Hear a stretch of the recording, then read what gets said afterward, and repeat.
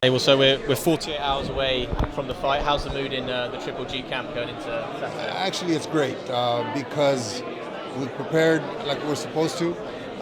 The weight is right. We weighed in for the BBC yesterday for the British Boxing Board of Control, and he weighed 162.3 on their scale. So our weight's right. He's eating. He's just anxious to get Saturday night over with. And for Gennady, seeing him on the stage here and around with the media, he seems so excited for this. How long has he waited for a fight in London, the big stage, and the media attention? He seems to be lapping it all up. Oh, he's excited because the people here in the UK have been so gracious to him, so supportive.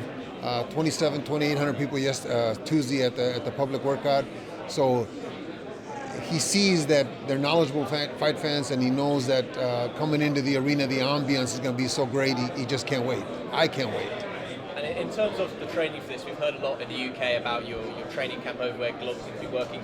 For fight fans who don't know about it, can you explain a bit about the way you prepared Gennady for this fight and the work you do with him over there? Well, I have a private training camp in Big Bear Lake, California. It's called The Summit.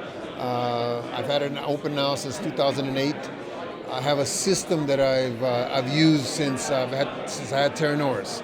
And the system is we box on Monday, Wednesday, and Friday, and we have strength and conditioning on Tuesdays and Thursdays. I'm the only coach. I've never had an assistant.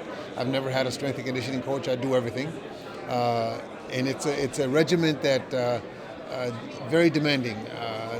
When they get up there, very few fighters can stand the regimen that we have. The system is difficult, but that's because the fights are difficult. That's because this business is very serious, as Golovkin puts it. And I think that's what Golovkin is really enjoyed being in my gym, because he works as hard as he works. When it comes fight time, the fights are easy.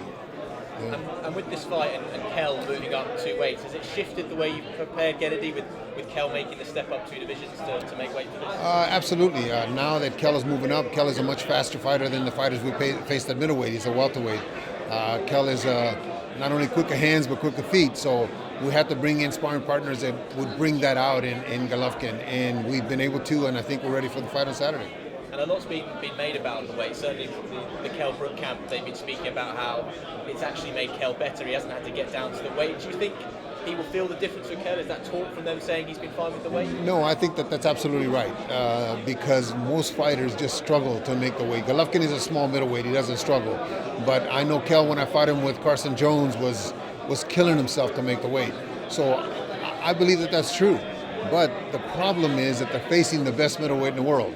If he was facing any other middleweight, I think that Kell would be victorious. Kell is a very good fighter, and the 13 pounds are not only going to add muscle and size, but they're going to add a lot of confidence, because he knows that he has a reserve. He knows that he has a reserve in the tank that will allow him to go harder and further into a fight. And in terms of the fight itself, of where it might be won and lost, certainly in the open workouts in Covent Garden, the fans were gasping at the sound when Golovkin hit the pads. Do you think that power will be the difference for Kell when he's made the step up, and Golovkin in the end will overpower Kell? The power will have something to do with it, but I think the difference will be who can maneuver. It's going to be a chess game. Who can maneuver themselves into position to land that power?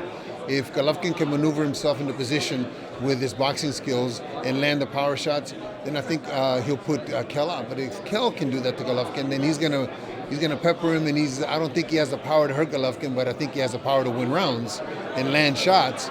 But it's the guy that can outwit the other guy. I think that's what it's going to come down to. It's going to come down to skills. It's not going to come down to power.